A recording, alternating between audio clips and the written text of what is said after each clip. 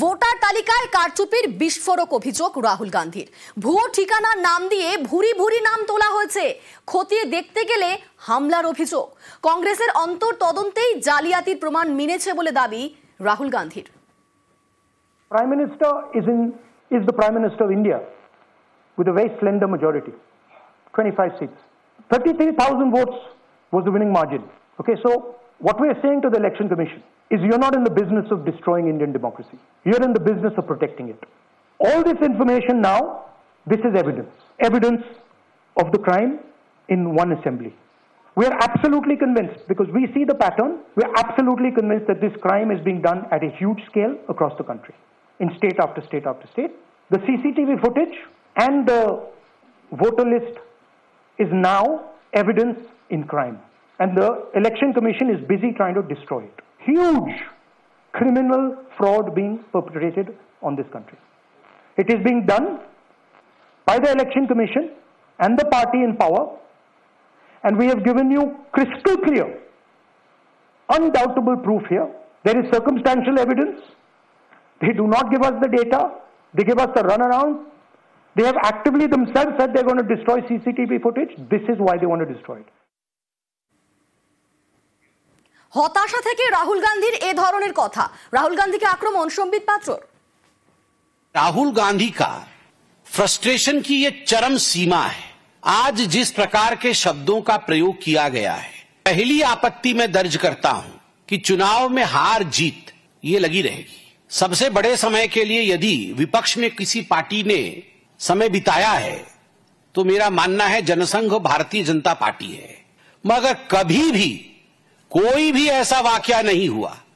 कई बार हमने भी प्रेस कॉन्फ्रेंस किया है, मगर कभी भी ऐसा नहीं हुआ कि इलेक्शन कमीशन के चुनाव आयोग के अधिकारियों को धमकाने का काम हमारे किसी नेता ने किया हो।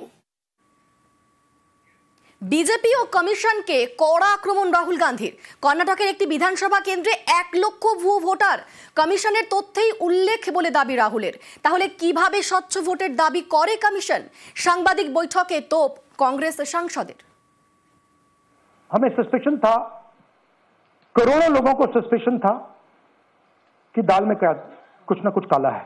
बीजेपी को एंटी इनकम्बेंसी नहीं लगती थी। ओपिनियन पोल, एग्जिट पोल कुछ कहते थे, रिजल्ट कुछ और आता था। हरियाणा, महाराष्ट्र, मध्य प्रदेश उदाहरण, माहौल बनाया जाता था कि इस कारण जीते। लाडली बहना, पुलवामा, सिंदूर, नैरेटिव क्रिएशन। और फिर इलेक्शन कमीशन कोरियोग्राफ शेड्यूल बनाता था। जब कागज के वोट पड़ते थे, हिंदुस्तान एक दिन में वोट करता था। बट अब इलेक्ट्रॉनिक वोटर मशीन है, महीने लगते हैं। उत्तर प्रदेश के मतलब 5 स्टेजेस हो गए। महाराष्ट्र में 3-4 लगा दो। असम का टाइमिंग चूज करो, हरियाणा का टाइम बदल दो, महाराष्ट्र का टाइम बदल दो। तो इसके कारण हमें सस्पिशन हुआ कि कुछ ना कुछ है। যখন কোন রাজ্যে কংগ্রেস জেতে তখন নির্বাচন কমিশনের বিরুদ্ধে সরব হতে দেখা যায় না। বেছে বেছে কেন আক্রমণ? প্রশ্ন সম্বিত পাত্রর।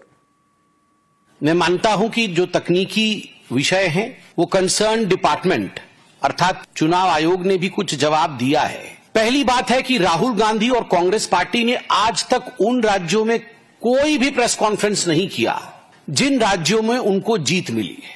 आप हिमाचल में जीतते हैं, उस समय तो आप नहीं कहते हैं कि इलेक्शन कमीशन ने कहीं न कहीं फर्जीवाड़ा किया। उस समय आप फर्जीवाड़ा आपको नजर नहीं आता है या आप बधाई भी नहीं देते हैं। उस समय आप न्यूट्रल हो जाते हैं। जब आपको 99 सीट मिलती है लोकसभा के चुनाव में, तो आप पूरे देश में सेलिब्रेट करते हैं और कहते हैं देखो हमारी जीत हो गई। यदि देश का चुनाव आयोग ही कॉम्प्रोमाइज्ड है आपके कहने के मुताबिक, तो आप सेलिब्रेट किस बात का कर रहे हो कि हम जीत गए हैं, हमें अधिक सीटें मिली है। तो कहीं न कहीं एक सिलेक्टिव आउटरीच कांग्रेस पार्टी और राहुल गांधी में देखने को मिलता है।